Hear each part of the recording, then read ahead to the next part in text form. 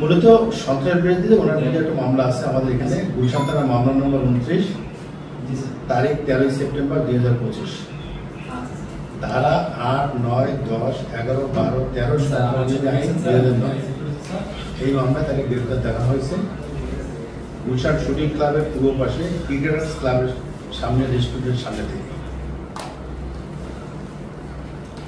আর অন্য কোনো মামলা আপনারা পেয়েছেন কিনা, আর এই মামলার সম্পর্কে একটু ধারণা দিন আমাদের। সন্ত্রাস বিরোধী আইনের হিসেবে অভিযোগটা কি? অভিযোগটা হলো বিভিন্ন নাশকতামূলক কর্মকাণ্ড পরিচালনার জন্য আপনারা দেখছেন সম্প্রতি বিভিন্ন জায়গায় মিছিল মিটিং হয়েছে, ককটেল বিস্ফোরণ করা হচ্ছে, বনানীতে এগুলো করা হয়েছে, গুলশানও করা হয়েছে। বিভিন্ন জায়গায় আপনারা দেখতেছেন প্রতিনিয়ত ঝটিকা মিছিল করতেছে, বোমা মারতেছে। এইসব কর্মকাণ্ডের সাথে কেউ প্যাট্রোনাইজ করতেছে, কেউ উস্কানি দিচ্ছে, কেউ ইন্ধন যোগাচ্ছে, কেউ সংগ্রহ করতেছে, কেউ অর্থ দ্বারা যোগানদাতা এইসব কাজ করতেছে। উনি কোনটা ধরেন এখানে কোন উনি কি উস্কানিদাতা বা কি অর্থ যোগানদাতা এই বিষয়ে? অর্থের যোগানদাতা হিসেবে সে ভূমিকা রাখছে। বাংলাদেশের একমাত্র স্মার্ট সিটি বসুন্ধরা এখন আরো নিরাপদ, আধুনিকতায় আরো এক ধাপ এগিয়ে।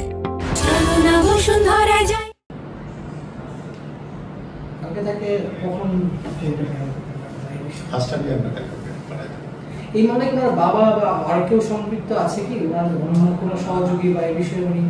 এই পর্যন্ত আমাদের কাছে এই ধরনের কোনো তথ্য নাই।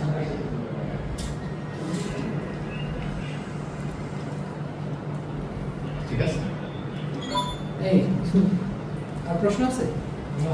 মামলার বাদী তো পুলিশ নিজেই দেখতে হবে।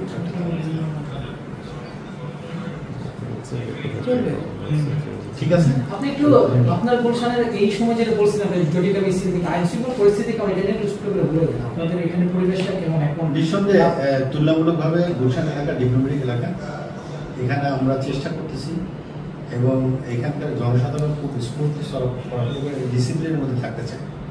সেই দিক থেকে তুলনামূলকভাবে অন্যান্য জায়গার তুলনায় একটু ভালো অবস্থায় আছে।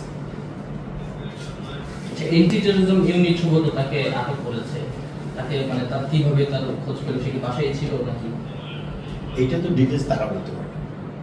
আপনাদেরকে জানাইছে না? আমাদের সাথে কপারেশন হয়েছে, কিন্তু ডিটেলসটা ওদের কাছে শুনতে ভালো হয়।